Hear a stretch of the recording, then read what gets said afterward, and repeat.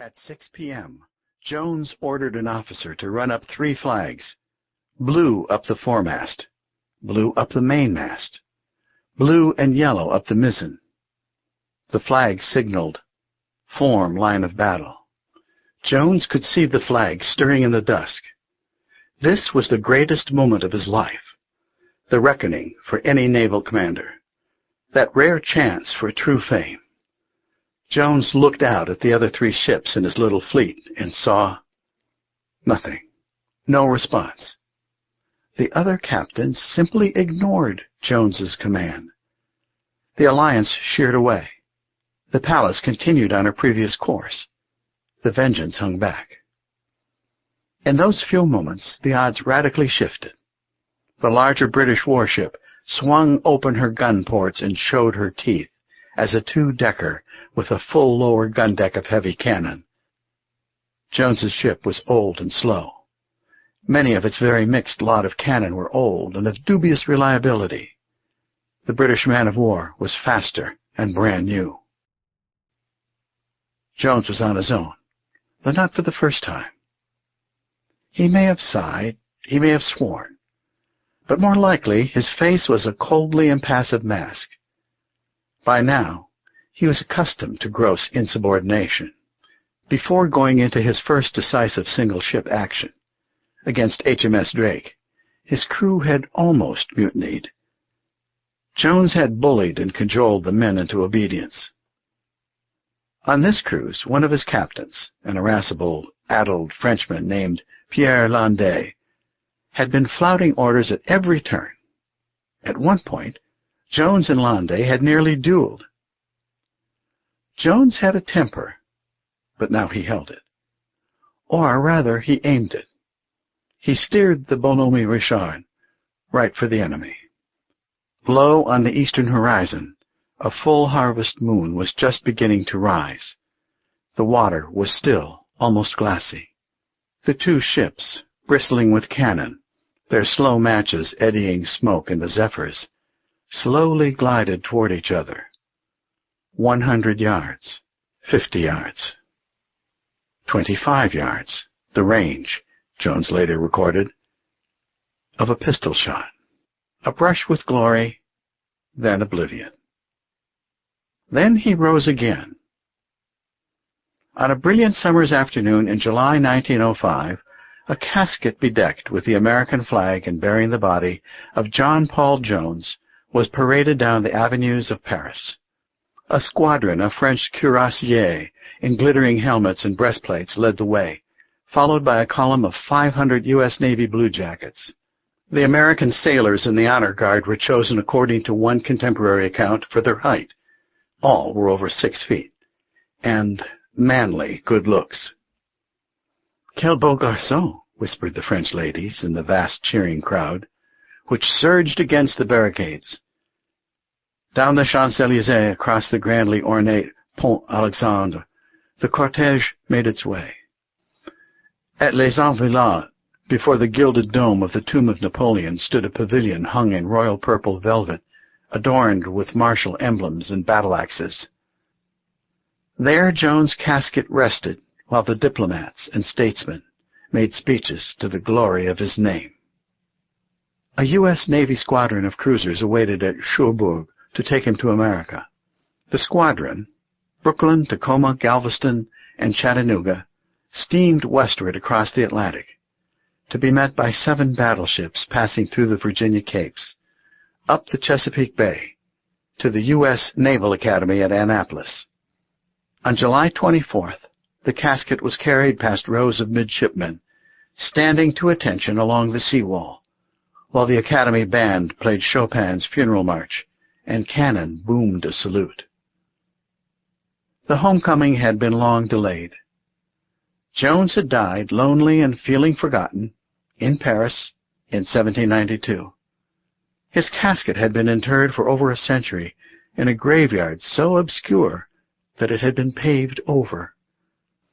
It had taken the United States ambassador to France, General Horace Porter, several months just to find Jones's remains, buried beneath a laundry on the outskirts of the city. Jones had been resurrected in part because Teddy Roosevelt needed a hero. The young president, an avid naval historian, was eager to make the United States a great naval power at the turn of the 20th century. Roosevelt wanted to celebrate Jones's legacy with appropriate pomp. On a clear and cool day, April 24, 1906, special trains carried the president and various dignitaries down from Washington to the Naval Academy at Annapolis. The Baltimore Oratorio sang the Star-Spangled Banner and How Sleep the Brave. Jones's casket was draped with the stars and stripes, and upon it rested a wreath of laurel, a spray of palm, and a gold-mounted sword presented by King Louis XVI to Commodore Jones for his exploits. In his remarks, President Roosevelt wanted to make sure that the lessons of Jones's life were not lost to his countrymen and its future leaders. Every officer in our Navy should know by heart the deeds of John Paul Jones, the President decreed.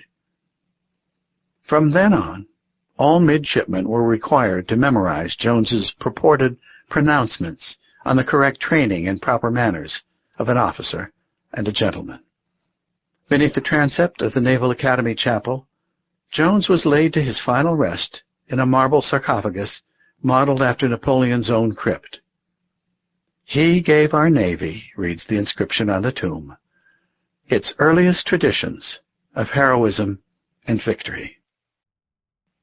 How Jones would have loved it. "My desire for fame is infinite," Jones once admitted in a letter to the French Minister of the Marine. He craved too much. He knew the trappings of glory. During his life, Jones had commissioned the drawing of 3 increasingly elaborate coats of arms. His real family had none. He spent hours designing uniforms for the fledgling Continental Navy. He preferred the more dashing white waistcoats of the British Royal Navy to the dowdy red ones required by the Continental Congress. He was very pleased when the court of Louis XVI awarded him the Ordre du Mérite Militaire, which allowed Jones to wear a ribbon and a cross, and to call himself a chevalier. Angry when Congress would not give him flag rank, he was gratified to be named a rear admiral in the Russian Navy, Contre-Admiral Pavel Ivanovich Zonas. As time went on, he was bitter that he had not received more public recognition in America. Still, over the years, his popular legend grew.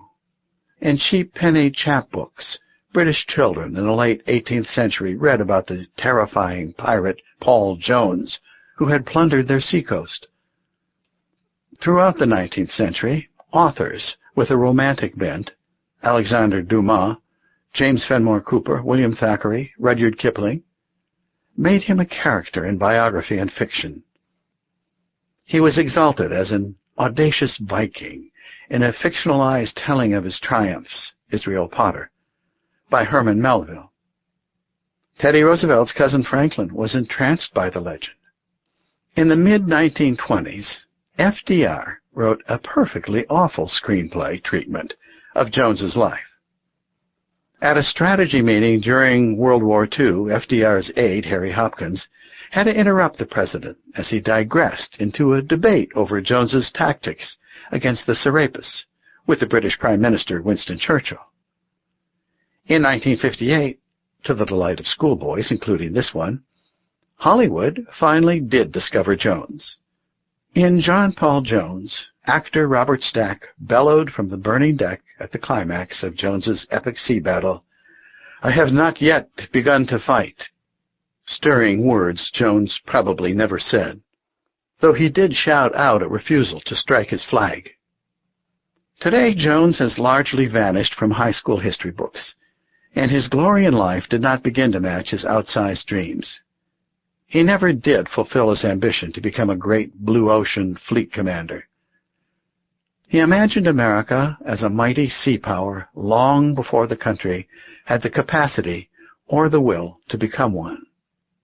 He showed astounding flashes of fortitude and ingenuity in battle, but he endured long, bleak spells of brooding over opportunities missed or denied.